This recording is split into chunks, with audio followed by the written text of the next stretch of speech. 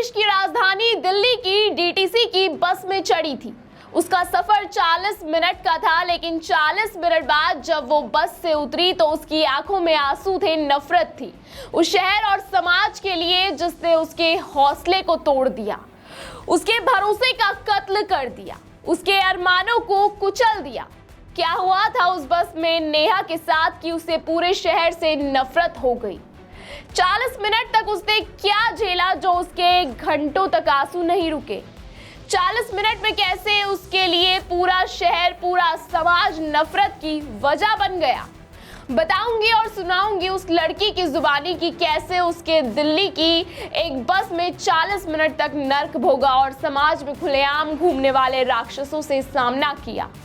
नमस्कार, स्वागत है आप सबका वीके न्यूज पर। मैं हूं आपके साथ तनीषा भारद्वाज। भरी दोपहर का समय, देश की राजधानी दिल्ली, जहां संसद से लेकर गृह मंत्रालय और सुप्रीम कोर्ट से लेकर मानव अधिकार और महिला आयोगों के दफ्तरों का अंबार है, लेकिन उस दिल्ली में दिन दहाड़े एक बेटी कुचली जा रही है, वो भी भरी बस में, सवारियों से खचाखच भरी बस में। सड़ा हुआ समाज उसके होती ज्यादती देखता रहा मौन होकर। डीटीसी बस के मार्शल कहां थे? इसका जवाब किसी के पास नहीं है, क्योंकि इस लड़की ने जो भोगा और जो सवाल खड़े किए वो सिस्टम, सरकार और समाज तीनों के गाल पर करारा तमाचा है। सवाल ये कि क्या देश की राजधानी में लड़कियां महफूज नहीं? दिन के उजाले में भी राक्षस उनको नोच रहे हैं। महिला सशक्तिकरण, बेटी बचाओ जैसे नारे क्या महज कागजी हैं? बेटियों को हिम्मत देने के बजाय उनकी हिम्मत को तोड़ने वाले समाज में कब तक बचे रहेंगे और सरकारें और समाज इनके लिए क्या करेगा? सवाल कई है, लेकिन सबसे बड़ा सवाल ये कि उस बेटी का भरोसा कैसे लौटेगा। देश की राजधानी में उसके साथ दिन दहाड़े बहरी बस में वो हुआ जिसे सुनेंगे तो आपकी भौहें थम जाएंगी। दिल्ली, वो शान है हिंदुस्तान जहां सपने पलते हैं, लेकिन क्यों वही सड़कें, वही डीटीसी बसें बेटियों के लिए जहन्नुम बन रही हैं। नेहा एक आम लड़की बस में चढ़ी थी, लेकिन उस 40 मिनटों ने उसकी हिम्मत को तार तार कर दिया। आखिर क्या हुआ था उस बस की भीड़ में? क्यों एक बेटी को दिन दहाड़े हैवानों ने नोच डाला? कौन थे वो गंदे लोग जिन्होंने नेहा की रूह को कुचल दिया? ये सवाल सिर्फ उसका नहीं, हर उस बेटी का है जो दिल्ली में डर के साए में जीती है। कहाँ गया वो सुरक्षित दिल्ली का झूठा ढोंग, वो सीसीटीवी? कहाँ है वो मार्शल गार्ड, वो वादे, वो सिस्टम जो हर बार कागजों में सिमट जाता है? नेहा की चीख ने इस ढोंग को नंगा कर दिया है। अब जवाब दो, क्यों बेटियां हर दिन इस शहर में अपनी इज्जत की जंग लड़ रही हैं? सुनो उसका गुस्सा, उसका दर्द जो हर शब्द में तूफान बनकर उभर रहा है। आइए आपको भी सुनाते हैं नेहा की वो पूरी आप बीती जो उसने रेडिट पर सुनाई। मैं कुछ घंटे पहले ही डीटीसी बस से घर आ रही थी। दोपहर का समय था, गर्मी थी और बेतहाशा भीड़ थी। यह सब रेखा गुप्ता के उस चतुराई भरे कदम की बदौलत था, जिसमें उन्होंने पुरानी बसों से बसें चुराकर नए बस रूट शुरू किए। नतीजा, बस खचाखच भरी हुई थी।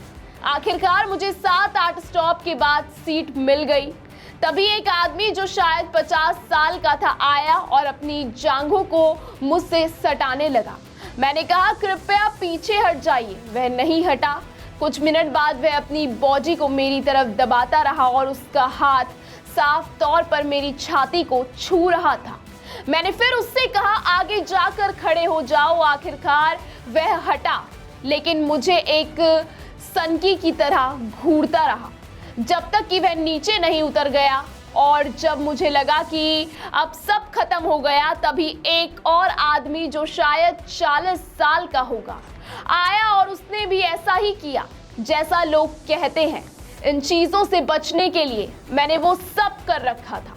मैंने मीडियम साइज की होने के बावजूद डबल एक्सल साइज के कपड़े पहने हुए थे। मेकअप से बचती हूँ, मैं हर मुमकिन कोशिश करती हूँ कि किसी की नजर ना लगे, फिर भी कोई फर्क नहीं पड़ता। ये घिनौने लोग तुम्हें ढूंढ ही लेते हैं। मैं बहुत थकी हुई हूँ, बहुत घिन आ रही है, बहुत गुस्से में हूँ और मुझे इस बात से भी नफरत है कि मैं घर पर किसी को बता भी नहीं सकती।